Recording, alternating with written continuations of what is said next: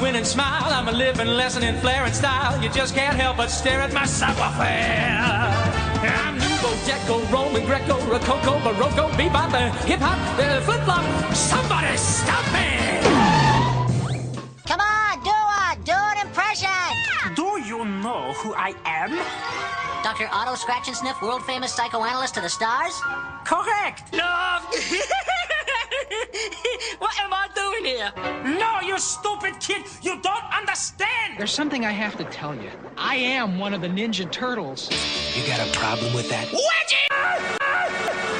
Trailblazing devotion to his work. I'm Yakko. I can't believe this is happening. Time out. This is too bizarre. Time in. Even for a cartoon. I think we have a difference of opinion here. Let the hostilities begin.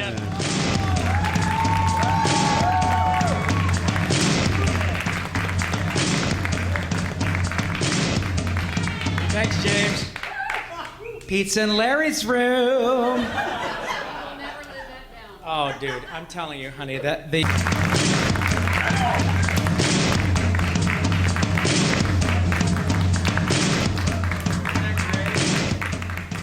I've never seen that before, and it was awesome. Isn't that great? Thank you so much. Jeremy, right? James. James. But go ahead and call him Jeremy. I like to just insult people that do nice things for me, so Yeah, thank no, you. that's great. Call him Jeremy because that's so wonderful and condescending, and the poor guy, you know.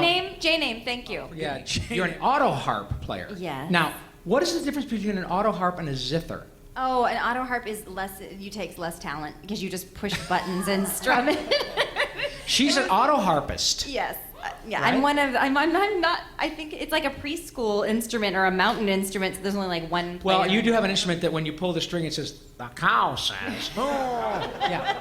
But no, you're G note sounds like this. That's pretty much what an auto harp is. You've done half a dozen albums? 5, yeah. 5 records. Mm-hmm. And you, do you still have a record deal? No, I had some independent records, and then I had a record deal, and then I was like, you don't make money when you're on a label. I like independent records. So Well, I remember when you label. told me that you were actually on tour. I think it was in Germany or the Netherlands Yeah, or the something like that. Netherlands, probably. And you came back and you said, this sucks. I can't make any money doing this. I was when I broke even, I was celebrating. I was like, we didn't lose that much money, you guys. Yeah. Yeah. Well, I mean, are the Dutch really into the auto harp? The Dutch go crazy for Grey DeLisle. I'm telling you. I was like, who is going to Everybody, come see me? Grey DeLisle is coming over tonight to play the auto harp. We can't wait to go see her. I played in Nashville. Drink up, everybody. I was the hottest girl in line at the CVS pharmacy. The Good. other day. And I actually had that thought. I thought, I'm the most attractive person in line at the CVS pharmacy. Everyone Well, else also- was like, oh. I would also submit that the one thing you'll never hear in your career is will the auto harpist please move her Ferrari? Yeah, I know. Your mother was a singer, right? Yeah, and my grandmother. My grandmother And used by to the sing way, with her Tito grandmother, Quinn. I've had the great privilege of meeting your grandmother, who often comes with you to sessions. Yes. She's beautiful. I was gonna tell. She's 89 years old. God and bless her. And there's not a day that goes by where she doesn't have full like red lipstick, earrings, like the whole thing. She's done. And if you don't wear a lipstick, she just insults you. She's like, "Mijita, you look sick. What is wrong with you? You look terrible. You look like you're about to die. Go put some makeup on." But I was going to tell you about bringing my grandma to sessions. She has insulted more celebrities. Has she and, really? On accident. Like, she doesn't mean to. She tries to help people or say, you know. Or when she met John Ritter, he'd gained some weight and had, like, a full beard. And she was like, "You're not Jack. What happened to you?" "Oh, my God. You have that full beard. It looks like you're running from the law or something. What is that?" And he was so lovely to her, so nice. And she's like, well, she looked at his body and then she goes, "Well, I guess you still have the same cute little face." And I was like, oh my God, no! that is like the way to tell. My grandma knows how to tell people. It's the old lady That way of you're- saying you're fat. You're fat. It's the old lady way of doing that. But Yeah. you started out primarily as a singer, and you went to a performing arts high I school, went to right? Performing Arts High School. I started out doing everything. I did everything at Fine Arts School. I went from the time I was little to, you know, from the time I was like elementary to high school. Our Fine Arts program was when I started out in the visual arts. Doing like drawing and stuff, and Oh, then can I you went draw on- too? I used to do portraits at Shut up! I did. I used to do murals for kids. Are you rooms kidding me? and- yeah, I used to draw. And I always thought that's what I would do. And then I started going, ooh. Then I started doing voices because I would listen to comedy and stuff at night, like on the Tonight Show and stuff. And I would regurgitate the comedy acts from my mom, and just my whole family. And I was the only kid in the family, so I was just like their source of entertainment at Thanksgiving. They're like, get up, sing something, do something. And I was happy to Get Gray up and poke her with a stick. See what she does. They would lose me at restaurants because I would like crawl out from under the table and they'd hear me on the other side of the thing going, I wrote a song, you want to hear it? And these poor people were just like, just like. And that voice cute? too, of Shut course. up. That voice is so lovely on your ear. It's just, Twitter. I got my husband on Twitter. Are you kidding me? You didn't know that? I didn't know that. You met your husband on Twitter? Oh my gosh, he was my dorky pen pal. Like, he had this fake picture on Twitter. We were both telling jokes. I was telling jokes under an assumed name, which we won't talk about here. Oh, yes. Yes, Yeah. my naughty self that Disney can't find out about. And then... That's why it's the happiest place on earth, baby. Yeah, and he was telling jokes under an assumed name with a fake picture, but I didn't know his picture was fake. It was just By the way, like he's a guy a very in a suit. handsome fellow. Well, and I would have never written to him had I seen his real picture, because I would have think, oh, this guy thinks he's really cute, and I'm not gonna add to that. So, but when he was just this dorky redheaded guy, I was like, you are so hilarious, you're so funny, and then he wrote back to me, he's like, I think you're really funny too, and we just became friends, and he thought my name was another name. I almost said it. Right. And so we knew each other as those names for a while, and we were just pen pals. And my friends were like, "Why are you writing to that dork?" And I was like, "He's hilarious. I don't care. He's my really good friend. He's hilarious." And then one night, I just found out. I said, "So I made a joke about his red hair," and he goes, "It's not my real picture." And I was like, What do you look like? I know. And then I said, "Well, I don't care what you look like. You're just my friend." And then he sent me a picture of an even stranger-looking person. Oh dear. And I was like, "You're adorable." And he's like, "You're adorable. I cannot believe you're still talking to me." Yeah. And then he was really cute, and then I changed my whole entire personality. That's how you met him. He was And like, he's "What's from wrong with you? You're not Pennsylvania, being funny anymore." And I was like, "I don't know what to do. You're cute now." And I went, anyway. Yeah. Weren't you the voice on the Spice Channel? Oh yeah. Oh yeah. The Playboy. Well, I was Spice. The Playboy Channel. Okay. Yeah. See what I mean? It was Spice. You get somebody that looks like this, talented, and just a little bit naughty. And And I it did makes you. trailers I for, mean, for little people porn, and it went. It's a small world after all, in a house full of little people with big appetites for sex. These little ladies are out to prove that good things do come in small packages. Itty bitty bang bang, next on Spice. Itty bitty bang bang! Isn't that great? I left the session going, oh my gosh, I'll do anything for scale plus 10. This is hard. As good and I've altered it, I've thoroughly examined it, and she's not only merely dead, but she is quite sincerely dead. Now come over here and kiss me.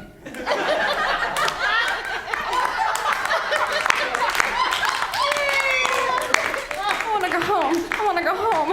Annie, I'm Uncle Henry. I didn't mean to get into porn. Yeah. Well, we did that thing. It's all right. Just lay down and let them do what they're going to do. You kissed my sister, was it you? Who kissed my sister?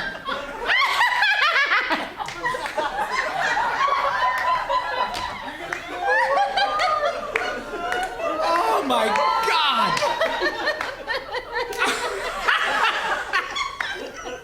Just let them do what they're going to do. I don't like to work alone, but sometimes I'm like, I will get my things done today. Yeah. I will get my dry cleaning picked up. But when I see DiMaggio and you and Kevin Michael Richardson, I'm like, well, I'm going to be here till 6:30. Here we go.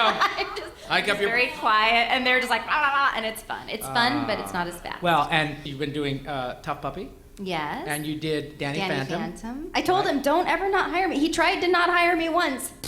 Yeah, Tanked. it went I'm down telling the toilet, you, it did didn't not work. Was it Crimson Chin or something Yeah. like that? Nope. Right. No Grey DeLisle, no game. I'm telling you what, man.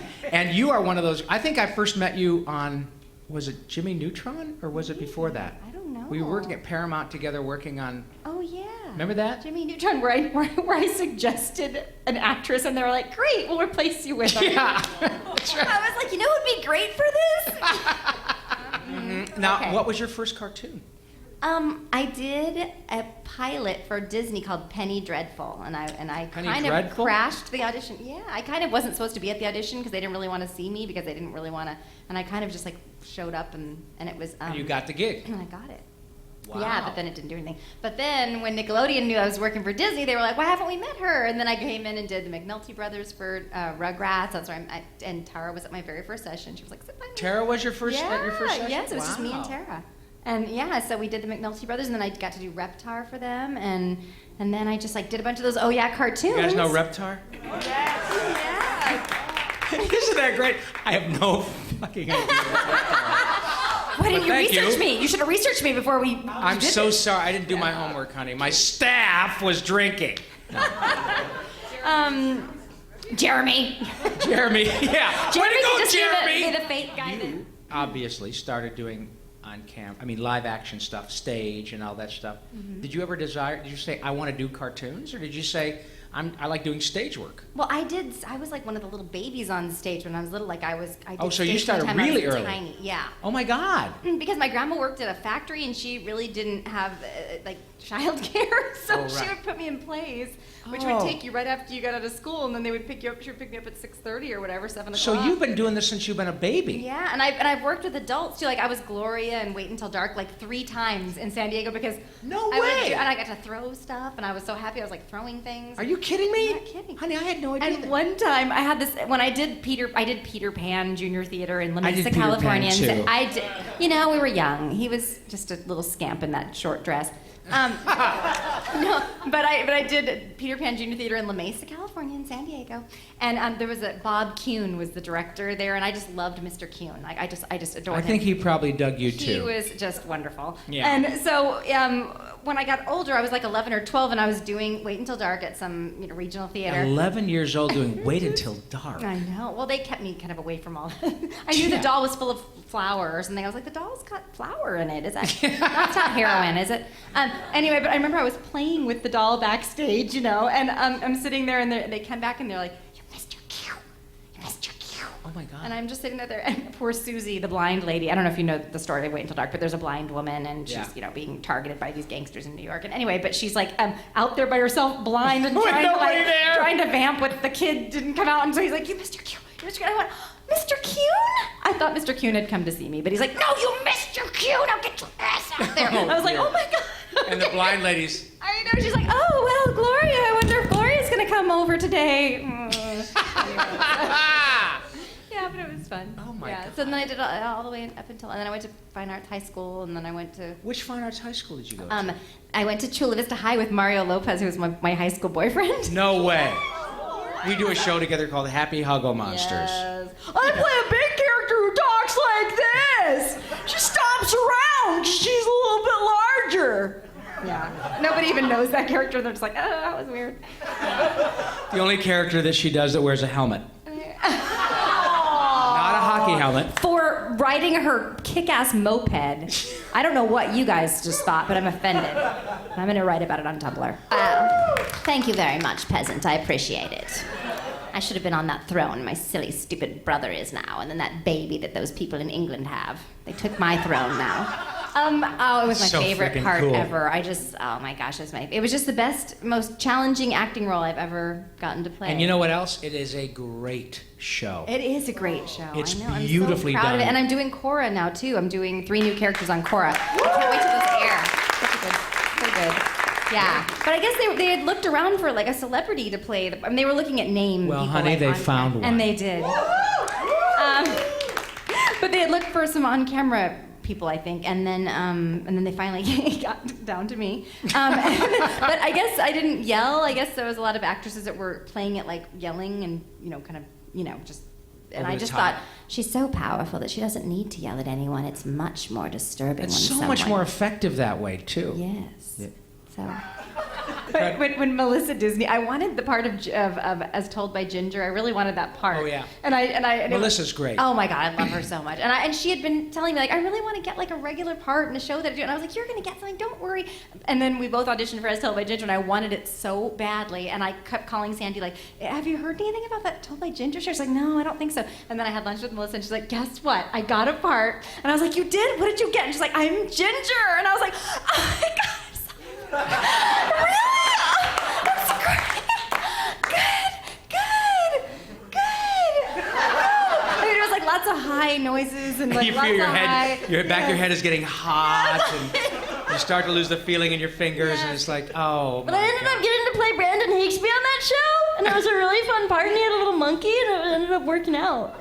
I knew this would be great. Okay, bye-bye children's programming. It's been fun. Oh, you've been great, and you're such a great example of the fact that laughter is the best medicine. And the cool thing is, you can't OD, and the refills are free. And well, I thank you for coming. Thank you, Robbie. Thanks, you guys. You know my secret shame. Grey DeLisle.